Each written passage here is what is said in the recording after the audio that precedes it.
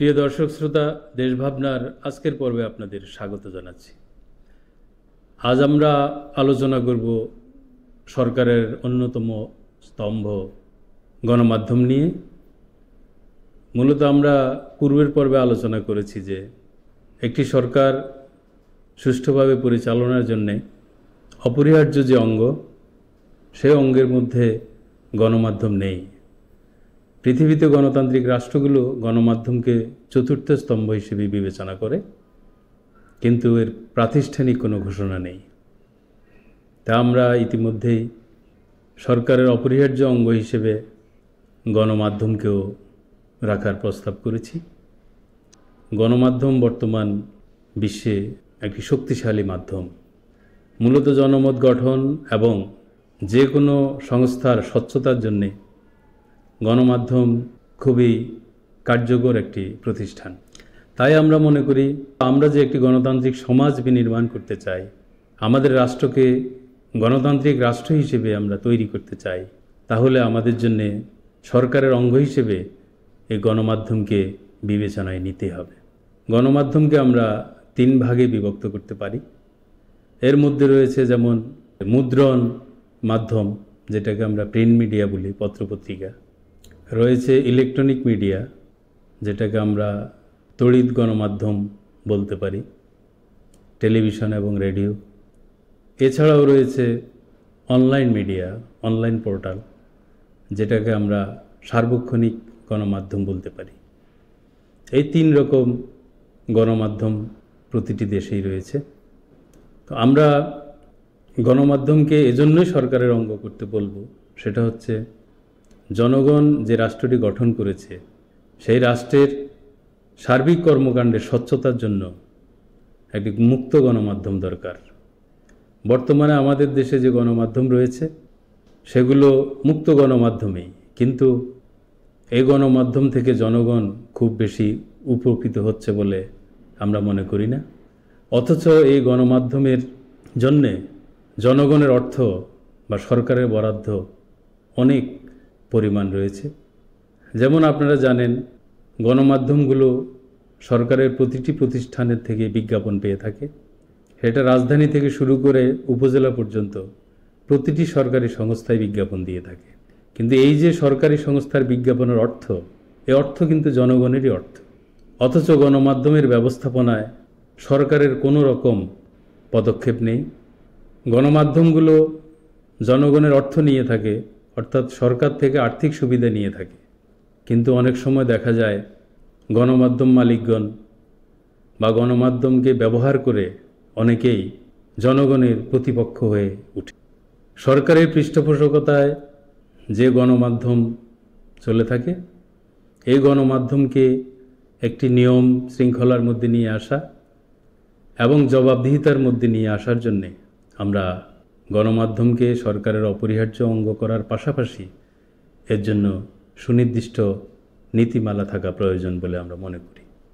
তাই আমরা বর্তমানে যেভাবে গণমাধ্যম নিবন্ধন হয়ে থাকে বা সরকারের অনুমতি নিয়ে থাকে, এবং অনুমোদন পাওয়ার পর গণমাধ্যমগুলো বা পত্রিকা বা টেলিভিশন চ্যানেলগুলো, রেডিও বা অনলাইন পোর্টালগুলো অনুমোদন পাওয়ার পর তারা নিজেদের মতো করেই চলে, অথচ সবাই সরকারের সুবিধা নিয়ে থাকে, যে অর্থ আসলে জনগণের অর্থ।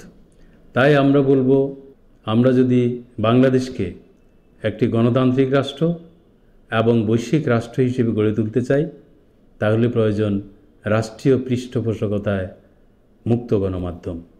আর রাষ্ট্রীয় পৃষ্ঠপোষকতায় এই গণমাধ্যম যদি করতে হয়, তাহলে গণমাধ্যমে যারা বিনিয়োগ করে থাকেন, যেসব বেসরকারি উদ্যোক্তা, আমরা দেখতে পাই তারা সবসময় বলে থাকেন যে তারা জনস্বার্থেই এই মিডিয়া করছেন, তারা জনস্বার্থেই পত্রপত্রিকা, ইলেকট্রনিক মিডিয়া, টেলিভিশন, রেডিও এসব করছেন।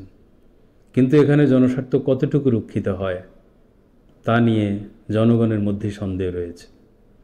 তাই আমরা মনে করি যে গণমাধ্যম সত্যিকার অর্থে যদি দায়িত্বশীল গণমাধ্যম করতে হয়, তাহলে এর মালিকানা যৌথ অংশীদারিত্বে থাকতে হবে। অর্থাৎ যদি কোনো বেসরকারি উদ্যোক্তা একটি গণমাধ্যম করতে চান, তাহলে কি পরিমাণ অর্থ এতে বিনিয়োগ করতে চান, তিনি যতটুকু বিনিয়োগ করবেন অতটুকুকে 51 ভাগ ধরে বাকি 49 ভাগ বিনিয়োগ সরকার করবে এবং এই গণমাধ্যম পরিচালিত হবে একটি ট্রাস্টের মাধ্যমে। বেসরকারি উদ্যোক্তার 51 ভাগ এবং সরকারের 49 ভাগ সমন্বয়ে একটি ট্রাস্ট গঠিত হবে এবং এই ট্রাস্টের মধ্যে উদ্যোক্তার প্রতিনিধি 5 জন এবং সরকারের ট্রাস্টি হবে 4 জন। অর্থাৎ সাংবাদিকতায় যারা বিদগ্ধ, যে সাংবাদিকদেরকে জাতির বিবেক বলা হয়ে থাকে, যারা জনগণের জন্য সবসময় কথা বলেন, এরকম দায়িত্বশীল বিবেকবান সাংবাদিকদের মধ্য থেকে যারা জনস্বার্থ রক্ষা করবেন, এমন গণমাধ্যম ব্যক্তিত্বদের মধ্য থেকে সরকার 4 জনকে ট্রাস্টে নিয়োগ করবেন এবং বেসরকারি উদ্যোক্তা যিনি এই চ্যানেল করছেন বা পত্রিকা করছেন, তার পক্ষ থেকে 5 জন ট্রাস্টের সদস্য থাকবেন। মূলত 9 জন মিলে এই গণমাধ্যমটি পরিচালনা করবেন। টোটাল ব্যবস্থাপনাটা থাকবে এই 9 জনের মধ্যে। তারাই জনস্বার্থে একটি মিডিয়ার ব্যবস্থাপনা পরিচালনা করবেন। এভাবে যৌথ উদ্যোগে গণমাধ্যম গড়ে তোলা প্রয়োজন বলে আমরা মনে করি। মূলত বিষয়টি এজন্যই আলোচনা করছি, আমরা দেখতে পাই আজকে রাজধানী থেকে শুরু করে জেলা শহর পর্যন্ত শত শত পত্রপত্রিকা রেজিস্ট্রি দেওয়া আছে, অনেকগুলো ইলেকট্রনিক মিডিয়া আছে, রেডিও আছে। তারা সবাই সরকারের সুবিধা নিয়ে থাকেন, অর্থাৎ জনগণের অর্থ তারা নিয়ে থাকেন বিজ্ঞাপনের নামে। কিন্তু সেখানে জনস্বার্থ কতটুকু রক্ষিত হয় বা জনগণ কি আদৌ এগুলো থেকে কোনো সুবিধা পাচ্ছে, এর কোনো জবাবদিহিতা নেই। আবার অনেকেই গণমাধ্যমের মালিক হয়ে নিজেদের স্বার্থ উদ্ধারের জন্যে এবং অনেককে ভয়ভীতি দেখিয়ে তারা নিজেরা স্বার্থ উদ্ধার করে থাকেন, সেখানেও কোনো জবাবদিহিতা নেই। তাই আমরা মনে করি সরকারি বেসরকারি যৌথ উদ্যোগে এ গণমাধ্যম হওয়া উচিত এবং গণমাধ্যমের জন্য সুনির্দিষ্ট নীতিমালা থাকা দরকার। একই সাথে সাংবাদিক হিসেবে কারা গণমাধ্যমে সংযুক্ত হবেন, এ নিয়েও আসলে কোনো সুনির্দিষ্ট নীতিমালা নেই। আজকে আমরা দেখতে পাই যারা ডাক্তার হচ্ছেন তারা MBBS পাশ করে হচ্ছেন, যারা ইঞ্জিনিয়ার হচ্ছেন তারা নির্দিষ্ট বিভাগ থেকে গ্র্যাজুয়েশন নিয়ে অথবা ডিপ্লোমা নিয়ে তারা ইঞ্জিনিয়ার হচ্ছেন। এভাবে প্রতিটা ক্ষেত্রেই রয়েছে। শিক্ষকদের জন্য শিক্ষক নিবন্ধন রয়েছে, কিন্তু সাংবাদিকদের জন্য কোনো নীতিমালা নেই। ফলে দেখা যাচ্ছে একজন গণমাধ্যম মালিক তিনি নিজের মিডিয়ার জন্য নিজের ইচ্ছামতো লোককে নিয়োগ দিচ্ছেন এবং যে কেউ ইচ্ছে করলে সাংবাদিক হচ্ছে। মূলত সুনির্দিষ্ট নীতিমালা না থাকার কারণেই গ্রামগঞ্জ পর্যন্ত সাংবাদিকতার নামে অনেক ক্ষেত্রে চাঁদাবাজি চলে, যে ক্ষেত্রে আমাদের জনগণও অনেক সাংবাদিকের কাছে অসহায় হয়ে পড়ে। অথচ সাংবাদিকরা সর্বক্ষেত্রেই জনগণের বন্ধু হওয়ার কথা, জনগণের স্বার্থের পক্ষে থাকার কথা, কিন্তু কোনো কোনো ক্ষেত্রে দেখা যায় এর ভিন্ন ঘটছে। এ কারণে আজ আমরা মনে করি যে গণমাধ্যমকে সরকারের অপরিহার্য অঙ্গ করে গণমাধ্যমের মালিকানা, সাংবাদিক নিয়োগের মাত্রা এসব সুনির্দিষ্ট থাকা উচিত। এক্ষেত্রে আমরা মনে করি সাংবাদিকতা যেহেতু আন্তর্জাতিকভাবে স্বীকৃত একটি গৌরবান্বিত পেশা, তাই যারা সাংবাদিক হতে চাইবেন আমরা মনে করি তারা সরকারের সুনির্দিষ্ট একটি প্রতিষ্ঠান যেমন গণমাধ্যম ইনস্টিটিউটও হতে পারে, সেখানে তারা একটি পরীক্ষার মাধ্যমে নিবন্ধিত হবেন এবং সেখান থেকে যারা নিবন্ধন পাবেন মূলত তারাই বিভিন্ন গণমাধ্যমে নিয়োগ লাভের যোগ্য বলে বিবেচিত হবেন। এভাবে যদি সুনির্দিষ্ট নীতিমালার মাধ্যমে সাংবাদিক নিয়োগ করা হয় তাহলে আমরা মনে করি দেশের দায়িত্বশীল সাংবাদিকতা হবে এবং মালিকদের জন্য যদি যৌথ অংশীদারিত্বে একটি ট্রাস্টের মাধ্যমে গণমাধ্যম পরিচালনা করা যায় তাহলে গণমাধ্যম মালিকগণও একটা জবাবদিহিতার মধ্যে থাকবেন এবং সব গণমাধ্যমেই জনগণের স্বার্থে পরিচালিত হবে বলে আমরা মনে করি। প্রিয় দর্শক শ্রোতা, আমরা যে গণমাধ্যমকে সরকারের একটি অপরিহার্য অঙ্গ হিসেবে প্রস্তাব করছি, এক্ষেত্রে আমরা মনে করি আমলাতন্ত্রেও অর্থাৎ গণকর্মচারী ব্যবস্থাপনায়ও একটি সুনির্দিষ্ট কাঠামো গণমাধ্যম বিভাগে থাকতে হবে।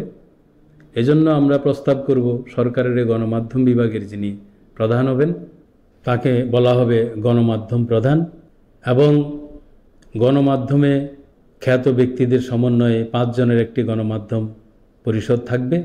এই গণমাধ্যম পরিষদই মূলত এই বিভাগের নেতৃত্ব দেবেন। গণমাধ্যম প্রধানের অধীনে থাকবেন গণমাধ্যম সচিব। কেন্দ্রীয় গণমাধ্যম সচিবের অধীনে থাকবেন আমাদের প্রস্তাবিত দেশের 23টি বিভাগে 23 জন।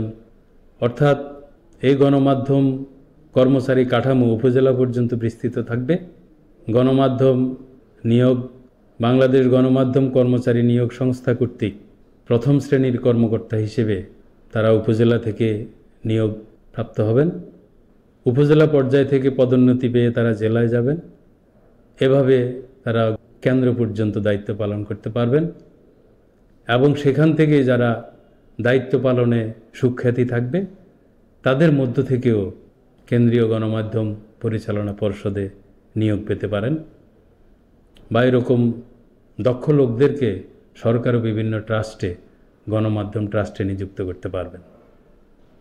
আপনারা জানেন এই গণমাধ্যম আলোচনা আমরা এই জন্যই করছি, কারণ বাংলাদেশে এখন গণমাধ্যমের যে ব্যবস্থা রয়েছে এর মধ্যে সুনির্দিষ্ট কোনো নীতি বা শৃঙ্খলা নেই। আমরা জানি যে গণমাধ্যমের সাথে সম্পর্কিত অনেকগুলো সংস্থা সংগঠন রয়েছে, যেগুলোর মধ্যে রয়েছে সাংবাদিকদের প্রেস ক্লাব, সাংবাদিক ইউনিয়ন, সম্পাদকদের রয়েছে সম্পাদক পরিষদ, এবং মালিকদেরও সংগঠন রয়েছে। তাই আমরা এই ব্যবস্থাপনাগুলো কিভাবে হতে পারে, কিভাবে জবাবদিহিতার মধ্যে আসতে পারে, এবং বাংলাদেশের জনগণ কিভাবে গণমাধ্যম থেকে তাদের কাঙ্ক্ষিত সুবিধা পেতে পারে, এ বিষয়ে সুনির্দিষ্ট প্রস্তাবনা আমরা পরবর্তী পর্বে তুলে ধরব। আজকের এই আলোচনায় থাকার জন্য আপনাদের সবাইকে ধন্যবাদ জানিয়ে শেষ করছি।